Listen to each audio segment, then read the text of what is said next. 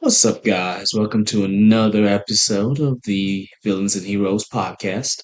Your host, Cold Killer Drew.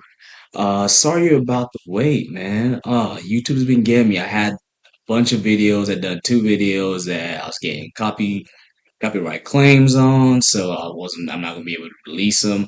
But I decided, yeah, like let me do something like where it would be very hard, like something I could do. And today I'm going to actually be talking about a historical figure, Miyamoto Musashi from Japan, probably known as the best samurai warrior ever. So I'm going to be diving a little bit more into his history, his philosophy, and my thoughts about it. Boom. Uh, all right, let's get to it. Miyamoto Musashi was born in 1584. His parents died when he was really young. He was raised primarily by his uncle, who taught him how to fight and that sort of thing. And at that time in Japan, it was a point in their history where it was a lot of conflict. It was 4 centuries of internal strife. So basically, what was going on was that you had the emperor, but he was more of a puppet when the real ruler was known as a shogun or military dictator in English. With that going on, you had a lot of people who were basically called provincial lords, warrior monks, as well as brigades of samurais who were all battling each other for supremacy in the land of Japan. And then now with that, you kind of see him be growing up in that environment. In 1573, really encapsulate or kind of show how the time period that Miyamoto Musashi was born into. So in 1573, uh, Oda Nobunaga comes into play. He basically becomes a shogun, and he wrestles control of Japan for 9 years. He was then assassinated in 1582, and Toshiyami Hideyoshi then continues the plan of trying to unite Japan. And it was actually him who would actually bring the samurai back in a sense, where they would basically be separated from the common folk. So they basically become a classes kind of thing. So where the samurai are a class of their own, and they were different than the peasants in a sense. And with that, creating a rigid class structure that would basically rule over Japan until the imperial time in the 1800s.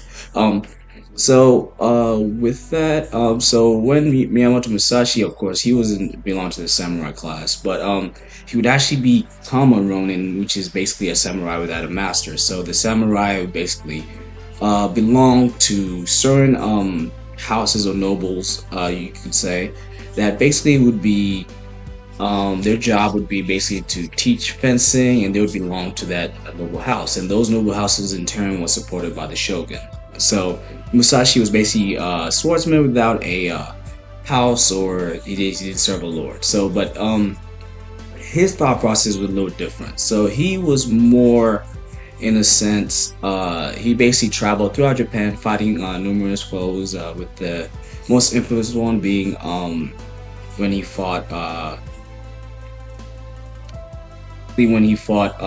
Kojiro. So that was basically his coming out party in the sense where he defeated probably the was Kojiro was also one of the strongest swordsmen at that time. So when he defeated him, he kind of solidified his position as the best samurai.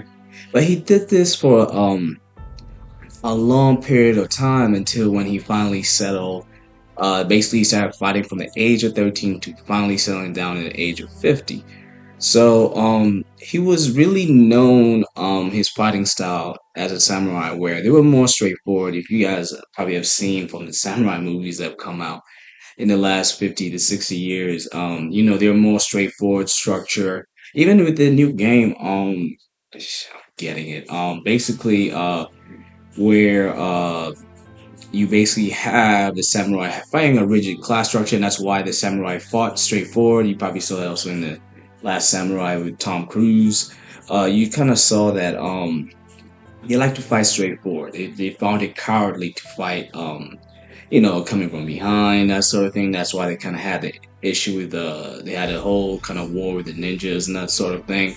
So because Miyamoto Musashi, when he came to his fighting style, figured that he was more of an out of the box kind of thinker. So he would do things like, let's say they set a time for the duel. and he would basically wait till the last minute, because normally, people would show up early for the duel. He would wait till the last minute, show up, looking all, messy, this and that, because they really took pride of looking a certain way. And you just come up and basically, when they would start fighting, you just do a crazy move, boom, got him dead, that sort of thing. So he was known for doing the out of the box thing, and he really threw his opponents off, and he basically, yeah, that's basically. So when he settled down at the age of 50, and this is kind of like, now he was kind of coming towards the end of his life now. Um, he basically penned down his way of strategy, or basically the art of war in a sense, but he didn't follow the conventional ways, because there's already, of course, you had the art of war by Sun Tzu and all this people, and the other ideologies of Confucianism, Buddhism, and all that would dominate that era in Japan. So he kind of wanted to bring his own method, his own style, because he basically lived, a life of a monk in a sense, because he did not take a wife. He kind of gave up friendship, and he just really, really focused on just honing his skills and fighting. But it was through that, really focusing on that single-mindedness of his craft, that he was able to pen something that he could see that actually uh, applied to everything humans do in a sense. So he penned down what would become the Book of Five Rings, that probably what most of us in this day and age probably would see that he wrote, that he read, and he kind of contained his philosophy and the way he looked at fighting and life in general. So the five principles he talks about, number one is a ground book, is what it's called. So you can think of this as the body or the earth in a sense. So basically the ground. The second book is called the Water Book. Here is where you're talking about more of the ethereal principles of like the spirit in that sense, so and how it can become like water. The third book is a fighting book, so the Fire Book basically in a sense. So this is now about strictly combat, fighting, and how that applies when facing conflict in life. The fourth book is called the Wind Book. So this is basically studying the ancients as well as those around you to kind of get a more wider perspective on how things look in reality. And then finally, the fifth book is called the Book of the Void. So this is basically the Alpha and Omega, the beginning and the end. And this is dealing with more the matters of basically the soul, and kind of like how where we come from, and trying to understand that force, that energy that basically rules the universe, and relating to it. So um, yeah, Musashi put down these principles as a way to pass down his experience, because he didn't basically take a disciple and that sort of thing. So he kind of felt that living a life and not leaving something that other people can learn from would greatly be a waste in that sense. So he penned it down to basically pass that on, and it was also a way to show that that basically his principles can be used in any aspect of life or any craft. So I'm going to share a little bit kind of what I thought on these five principles, and kind of like how I think of them. And maybe you guys can also, when you guys get the book, or if you already read it, you guys feel free to share those on the comments also, so I kind of see what you guys think. So in the first book, so as I said, yeah, so this is now the earth principle of the body in a sense. So what I think of this is basically mastering your body. So if you're a martial artist, you're gonna focus on how you punch, kick, and grapple. If you're a writer, you're actually gonna focus on the way you write. And if you're, let's say, a carpenter, you're gonna focus on how you cut wood precisely, and so on. So the first book is dealing with mastering the physical, and which is something, and that's why it's called the first thing, because before anything else, it's always easy to just start training your body, because that's the first thing you have control over. The second book is this about the spirit, or I'd say mind slash spirit. And now this is the process of the ethereal, the stuff that cannot be seen but is expressed through your body. And basically, the spirit is, has the same component of as air does, but air in a way behaves like water, because when you encapsulate it, it becomes a cup, as Bruce Lee would say, be like water in a sense, where the water kind of can transform based on the container it's in. And that's the same with the spirit, basically. So spirit or will. So this is now when you're applying yourself to your craft or job in that sense, you can put your basically your essence of your energy or your spirit into your work, and basically this will basically provide the personality. So in a sense, you can tell a Stephen King book from a Shakespeare book, you know, that kind of thing. And that's because there's a particular spirit that's when they put into that book that you can tell and you can see, okay, this is him, this is from within them, and it all has a unique imprint, and every human being has a unique imprint, and that is them in a sense. So the second book is now becoming making your spirit like water. So in a sense, with will, you can basically carve out a way for yourself in this reality, the same way water does on Earth, as rivers do in creating canyons and that sort of thing. The same thing your spirit can do when it comes to your life, which is basically reality, is basically the ground, the earth.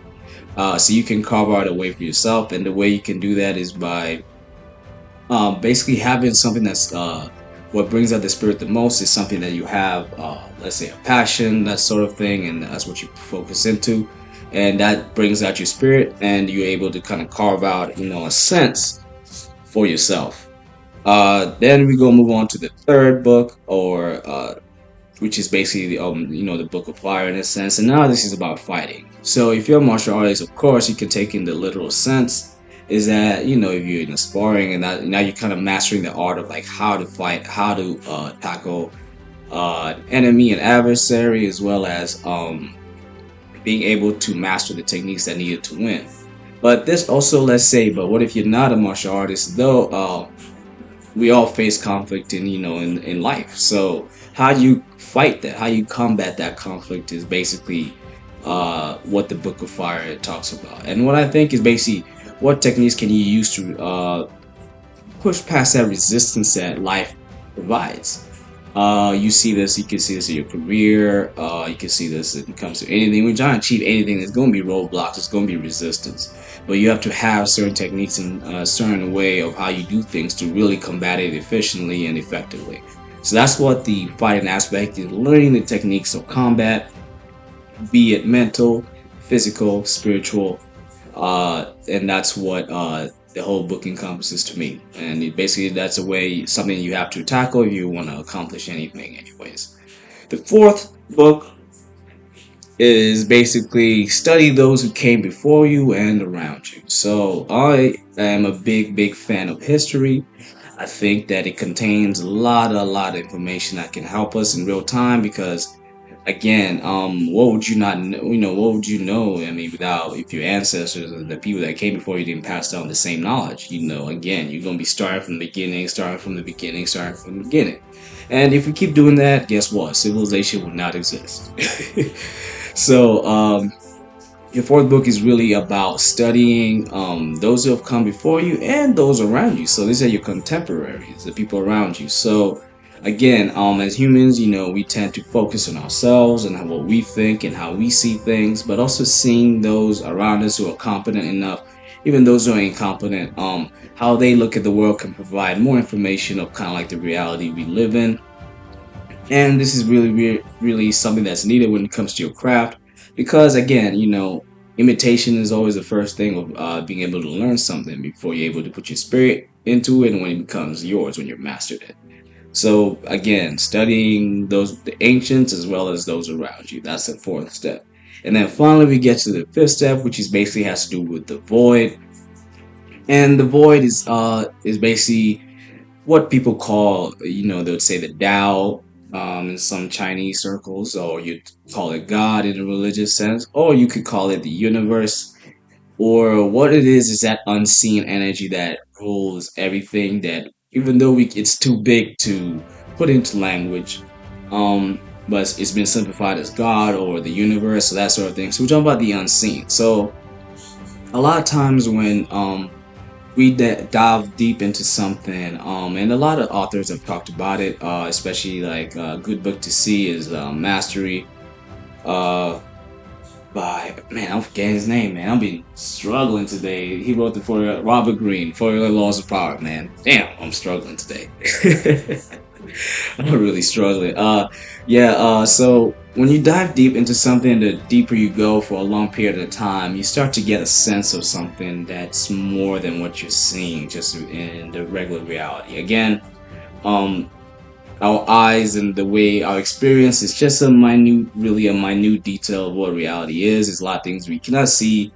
Um, because again, our eyes are based on visible light, and we're three-dimensional senses, and that's how our body is formed. But we understand through the mind, and using the mind and using our energy and spirit, we can start to, and when you start to use your body in a continued sense of actually diving into something, you're able to feel something that's um I'd say, I don't want to make it too religious, but it's godly in a sense. It's what the prophets in the Bible, when you read it, that say they have that feeling that when they're talking to God. It's very similar, but it's the same thing as what athletes call in the zone. Is that their body knows what to do. Their body, the spirit, the body, the mind are all aligned together, and you're able to basically do unimaginable feats, basically. So the void is dealing with that abstract sense of what at the end, basically the beginning and the end, the alpha and the omega, is that now you're kind of entering the apotheosis of like basically the human soul in a sense. So now you're kind of reaching, you're touching the creative intelligence that basically created the universe in a sense. So that's what it's dealing with when it comes to the Book of the Void.